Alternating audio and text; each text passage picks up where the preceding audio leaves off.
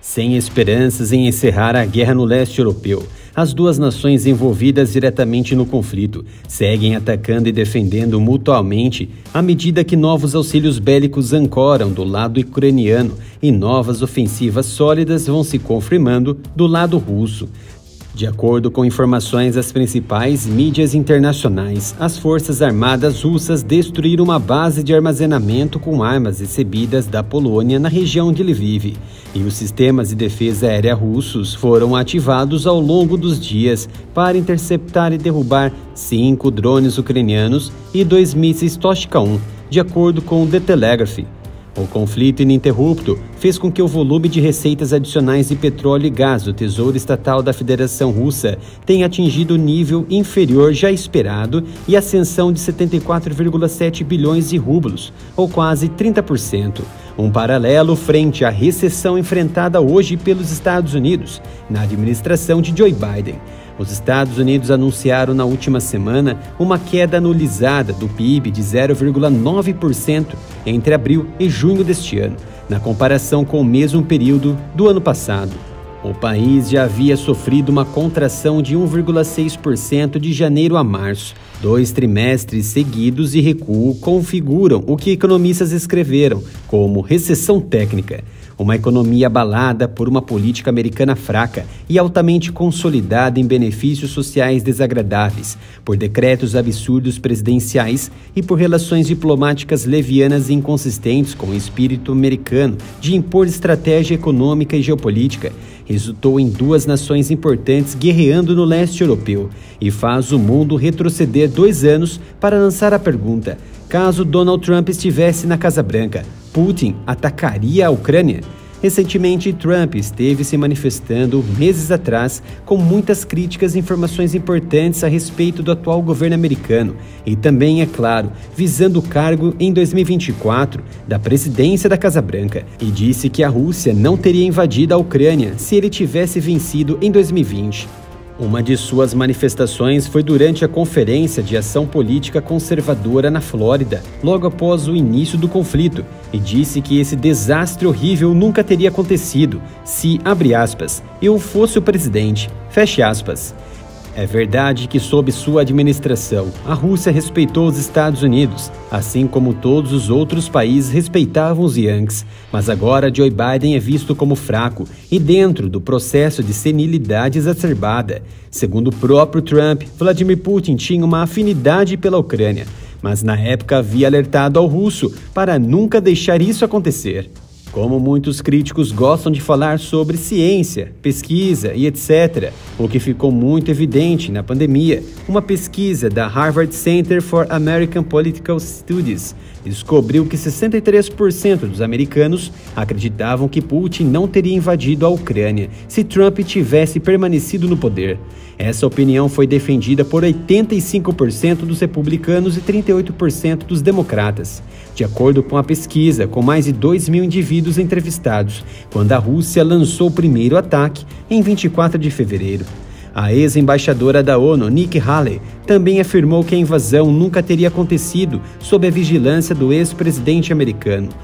Um dos motivos seria a simples ação de Trump de contrariar a Rússia por meio de ações diretas da Casa Branca, incluindo sancionar o Nord Stream 2, aumentar os gastos com militares dos Estados Unidos e tornar o país independente de energia ao longo de 2020 a 2022, como já havia alertado a própria Europa em relação a isso. É importante deixarmos claro que as análises levantadas aqui pelo área militar não necessariamente devem ser entendidas como únicas. Estamos aqui para oferecer possibilidades a um inscrito, observar as dimensões geopolítica e militar do atual cenário e interpretar os fatos na sua própria visão de mundo.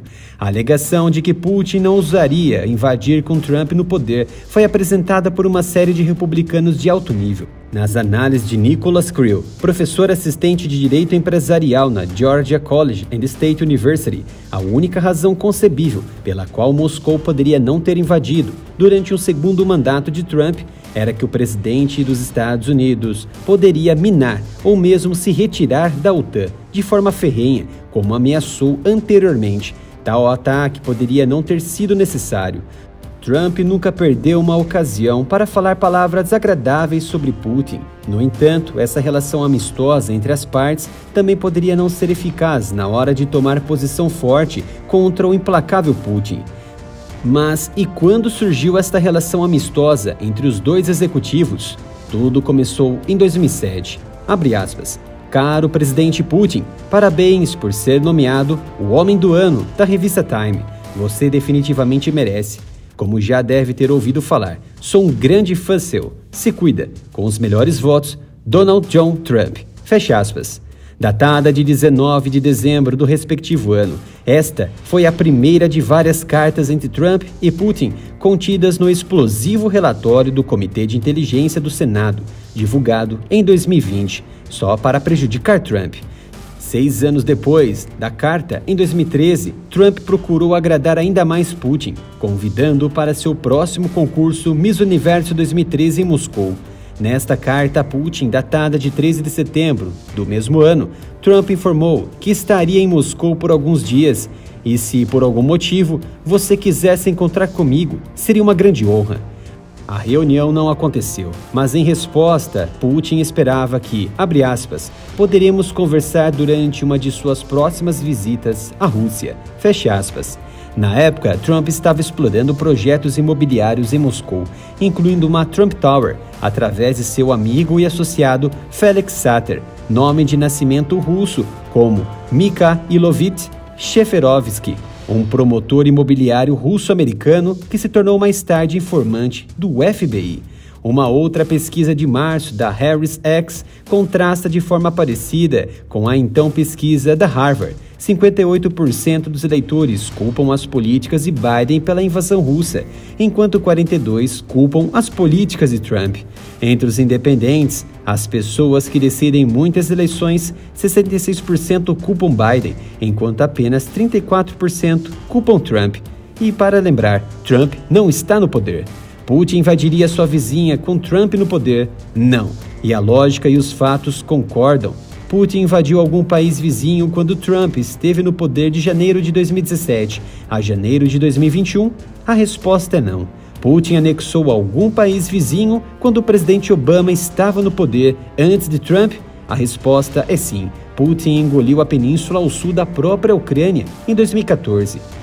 Outro ponto importante e notável, e fecha de vez qualquer dúvida, sob Trump, os insurgentes da Síria e Iraque passaram de principais ameaças durante os anos de Obama para quase inexistentes, com o califado totalmente destruído.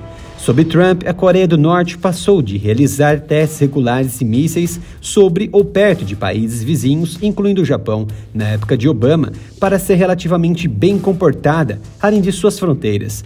Parou os testes de mísseis por 18 meses, do final de 2017 a meados de 2019, e diminuiu sua retórica imprudente. Não um resultado perfeito, mas uma melhoria em relação aos anos de Obama e Biden. A oportunidade de refletir sobre o atual conflito na Ucrânia nunca se tornou tão importante no momento atual e serve como um forte aviso aos americanos e cidadãos conscientes e sem compromissos com ideologias, e um alerta àqueles que preferem seguir uma cartilha ideológica. Precisam votar conscientemente em presidentes estratégicos, administradores e de postura firme, para evitar novos conflitos como no leste europeu, na atual administração fraca e senil de Biden, pois o próximo passo pode ser muito pior, uma guerra nuclear sem precedentes.